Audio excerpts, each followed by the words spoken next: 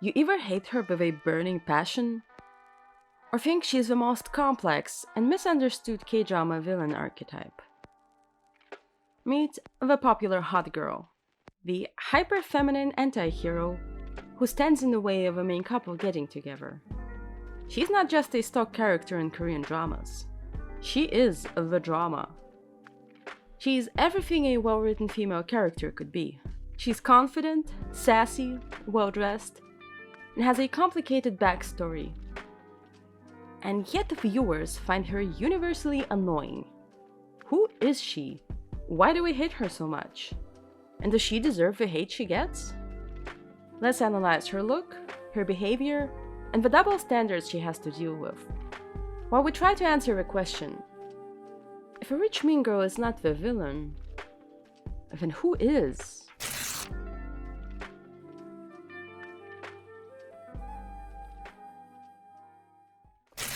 The most fun aspect of this character archetype is her look. She is typically a popular and attractive young woman in her 20s who wears revealing outfits.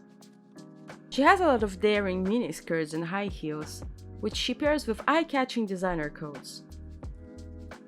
There are a lot of bold colors in her wardrobe. She especially loves red and pink, the ultimate girly colors.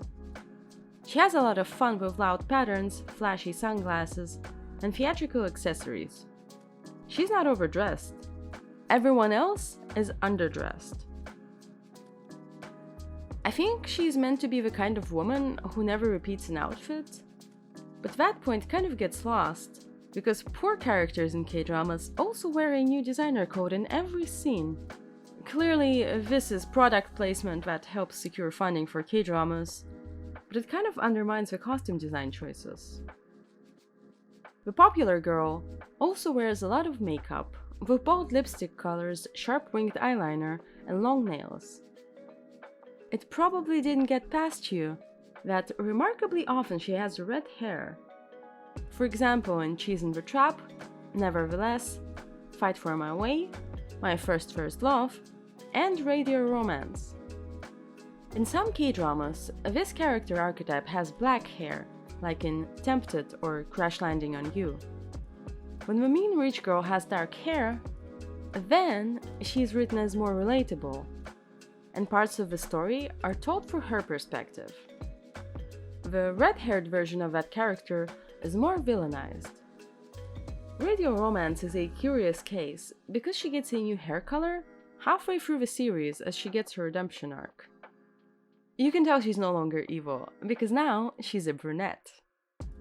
There's also a historical costume version of that character, which you can see in the second season of Poong, the Joseon Psychiatrist. Despite being set during the Joseon era, the character design stays the same. She behaves and dresses the exact same way, just in period costume. The striking appearance of this character archetype is used to position her as a villain of the story. She loves shopping and cares about her appearance, with an emphasis on high-status fashion choices, like fur coats and designer brands, which translates into her being vain and superficial. She knows she looks good and loves being the center of attention. The camera often pans up her body, showcasing her figure and mimicking the male gaze, to demonstrate how men perceive her. She's a temptress that is trying to steal your man. She's not your friend, she's your competition. The rich girl is performing a highly stylized and exaggerated version of femininity. Women are supposed to be feminine, but not too much, not like her. She is written as overconfident, which is bad? This character usually has a glamorous job that requires beauty, like modeling, acting, or being a TV presenter. A hot girl job. None of that physical labor, please. Sometimes she's just rich, living off her family's or a rich benefactor's money. Or she could just straight up be a literal princess. This character is the stereotypical spoiled rich girl. She knows exactly how to talk to other arrogant rich people. This woman is incredibly good at saying the most hurtful things to people, hitting right where it hurts. Talking back and being mean is her superpower, but it is just a mask that she hides her vulnerability behind. This villain archetype usually has a tragic backstory of abuse and abandonment from her family. She grew up with money, but without being loved. There is nobody who is truly on her side, no one to trust and rely on. She does get a lot of attention from men, but they never treat her well. They always make sure to put her in her place, and let everybody know she's not good enough. Men use her as an accessory, and talk shit about her to seem cool, but this woman doesn't let other people walk all over her. She will call people out if they are treating her unfairly. She always stands up for herself, which earned her a reputation as a bitch. She's portrayed as a villain who needlessly provokes people around her, but if we look closely, she's very often just reacting to people treating her badly. She's mean and arrogant because this is the only way to survive. She demands respect, but in the most aggressive way. She decided that she will trample on everyone else first, before anyone can do it to her. Because she has been hurt and betrayed so many times, she attacks people preemptively. She is unnecessarily rude to staff wherever she goes. She does this to elevate herself in the social hierarchy. This character is always portrayed as bratty and aggressive. She constantly breaks things or physically attacks people. This character has anger management issues and no control over her emotions. She is impulsive and acts without thinking about consequences. She doesn't take criticism or rejection well. You do not want to be her enemy because she is super vindictive. She will come up with an elaborate revenge plan that will be meticulously executed over a surprisingly long period of time. If only she got to use all of this creativity in a positive way. The hyperfeminine antagonist is always contrasted against the female lead, the natural girl. The hero in these stories is always a humble, shy girl from a poor family. She doesn't use a lot of makeup and wears subdued natural colors. She often has curly hair and messy bangs, and doesn't spend 3 hours styling her hair every day. She's a regular girl next door who wears jeans and sneakers. Her style shows her lack of vanity. She likes reading books and learning, and she often goes to university on a scholarship. The natural girl is hardworking and has a regular minimum wage job, which is framed as real work. The hero might even volunteer at a nursing home because she's selfless like that. These K-dramas really emphasize that the natural girl is morally superior to the greedy rich girl who goes shopping. Fashion plays a significant role in highlighting the differences between these archetypes. The natural girl's style prioritizes comfort, simplicity, and blending in, rather than standing out. She is relatable. This is who the audience can identify with. This is who we're rooting for. She often questions her choices and overthinks. She is not as confident as the anti-hero. She has a very subdued and unassuming brand of femininity.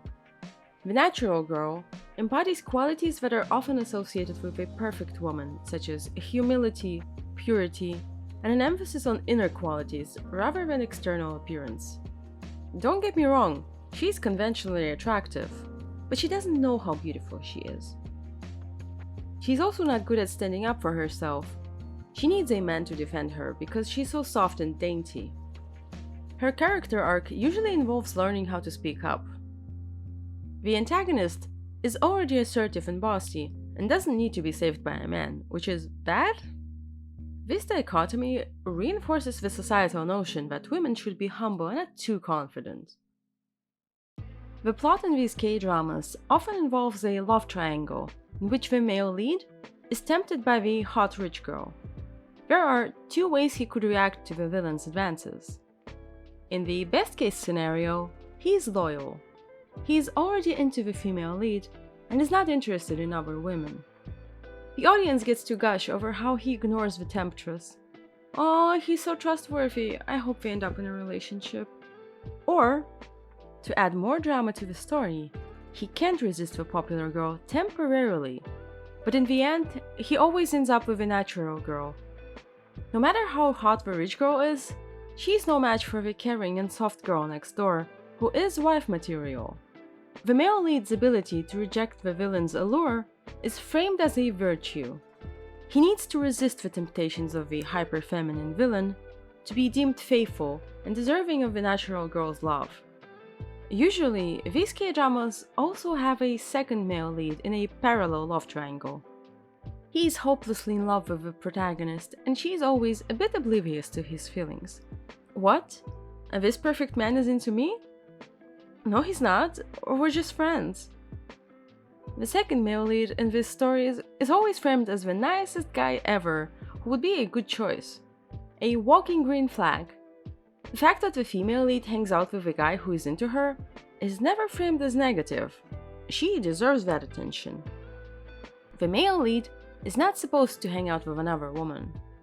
The villain also sometimes has other admirers, but if she hangs out with other guys, that means she's probably cheating. Only the female lead is allowed to have options without losing her moral superiority. It's kind of weird how different dating rules are for men and women in K-dramas. Because the rich girl is a villain, the plot always insists on her downfall.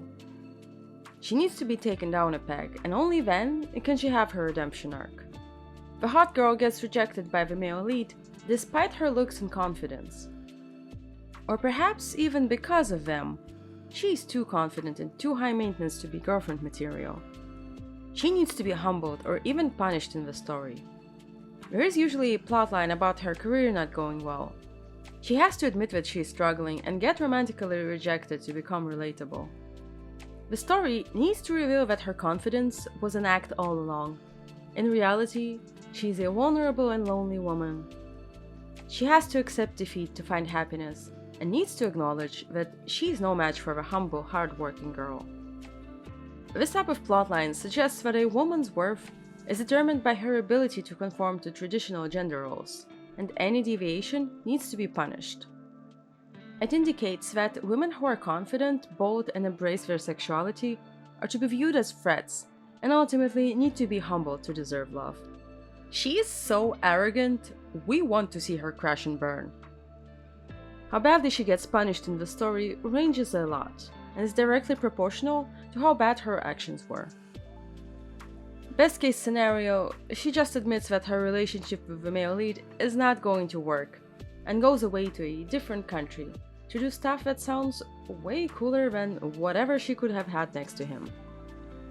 This type of ending makes me wonder, did she lose, or is she the real winner in this situation? She gets to travel on her own and doesn't have to deal with a messy man. Why is ending up in a relationship the ultimate goal? Or maybe she gets her own love story with a different guy, who's a way better match for her anyway. She apologizes for terrorizing the protagonist and drops the aggressive act, even though she's still a drama queen. The confident girl versus humble girl juxtaposition in K-dramas is problematic because it imposes a judgment on which type of femininity is correct, even though all forms of gender performance are valid ways of self-expression. There is no superior way to be a woman. These types of stories pit women against each other and teach the audience that the submissive woman is more desirable. If she's shy, quiet, and hardworking, then she deserves to be loved. Femininity is supposed to be understated and non-threatening. These K-dramas tell the audience that we should not dress sexy or be materialistic because only bad women do that, and it makes you less attractive to men. They want to settle with a humble girl who doesn't know how cool and pretty she is. Don't get too confident, men don't like that. This trope reinforces traditional gender roles and lets the men decide what type of girl is good enough. The perfect woman is supposed to be a caretaker who will put up with a man's messiness, and not be the messy one herself. The rich mean girl storyline also has an underlying theme of the clock ticking on her looks, especially when the character is in her mid or late 20s. Her career might be over, which is stressing her out. She's afraid of being forgotten and left behind. She is hysterical and loud because nobody is listening to what she's trying to say. Her financial security is seemingly tied to her looks, which we as the audience are supposed to judge, implying that an attractive woman doesn't have any value beyond her looks. In radio romance, this character is a former child star clinging onto her fame and trying to revive her career by any means necessary. In Fight for My Way, she's a former TV announcer who retired early to get married to a rich man. But now that she's divorced, her career is not going that well, and making a comeback is pretty hard in such a cutthroat industry. Society puts an expiration date on her looks and her success, and shames her for it instead of questioning why women are treated like this. Her storyline is a commentary on misogyny. The annoying rich girl has a broken relationship with her parents and a traumatic past.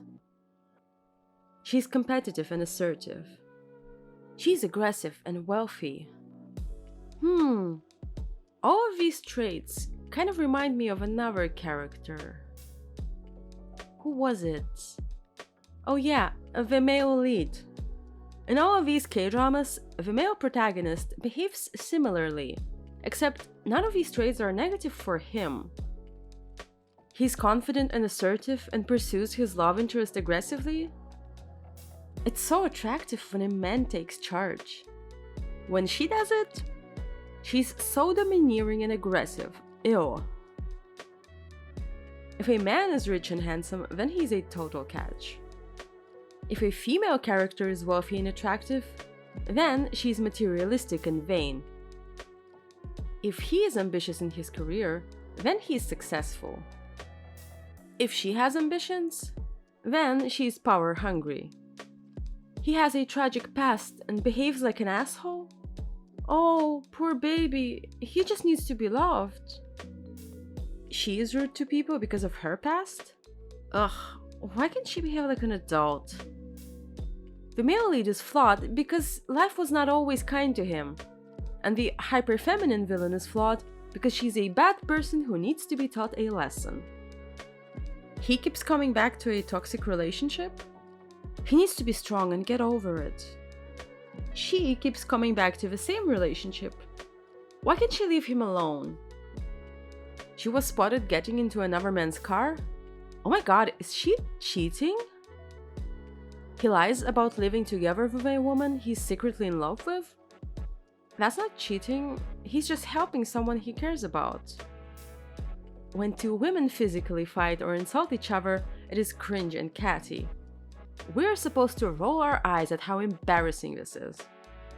When two men childishly race their cars on a crowded street because they like the same girl, then it is passionate and hot. When he comes up with cruel revenge plans and almost murders someone, then he's protective. What a fascinating morally grey character. When she almost murders someone, she's a total psycho who needs to be locked up. Notice the difference? The male lead in these stories is often messy, but that just makes him a complex and interesting character and not a villain. In all of these K-dramas, the male lead and the hyper-feminine villain are equally chaotic and flawed. The story paints the same qualities in the antagonist and the male lead as either sympathetic or hateable, depending on who has them. The male lead's problematic behavior comes with the expectation that the love of a female lead will fix him. When the rich girl gets into a relationship, we're questioning whether she even deserves a happy end. There are a few K-dramas that manage to subvert this trope. This can be achieved by making the hyper-feminine character archetype the protagonist, and telling the story from her perspective. These trope subversions suggest that the portrayal of the hyper-feminine woman as a villain is not inherent to the archetype itself. It highlights that characteristics such as confidence and bold fashion choices can be portrayed in a positive light. We need more K-dramas that call into question the notion that assertive women in sexy clothes should be punished by the plot. One K-drama that successfully subverts this trope is Touch Your Heart. The female lead is a girly girl with red hair. Instead of being shrill and hysterical, she's just quirky and ditzy. There is a plot point about her wanting everything to be pink in her office. The male lead is a bit surprised because this is not typical decor for a law firm, but he accepts her the way she is because pink is her happy color. The female lead is not rude to anyone. She's kind and very open in her communication. Even though she also has a dramatic past, she doesn't overcompensate by insulting anyone. There are a couple of scenes of her getting jealous of this K-drama's version of the no-makeup woman. But it is framed as relatable because the story is told from her perspective. Her relationship with the man is very wholesome and cute. He loves her just the way she is. Her femininity is not villainized, and she's allowed to dress and behave like herself. It's Okay to Not Be Okay also subverts this trope, but with a completely different approach. The female lead in this K-drama is rude and aggressive, but she's allowed to be a messy, complex character. Her loneliness and her background story are explored in depth. This K-drama is self-aware and knows she's not perfect, but instead of making her evil, the plot explores why she behaves this way and lets her grow as a person. This protagonist is also pitted against a shy girl in sneakers, who would typically get the man in these types of stories. But it is the female lead who ends up in a relationship with him, because he's a good match for her and can handle her intensity. She's allowed to be vulnerable and gets her happy ending. These trope subversions are not even that different from the K-dramas where she's a villain. She gets a man and a background story in the other ones too. So what's the difference? Are the screenwriters sexist? Or are they just writing complicated female characters, and it is the audience who needs to check their internalized misogyny? Her complexity and her backstory are in the text, but we still interpret her as a one-dimensional villain.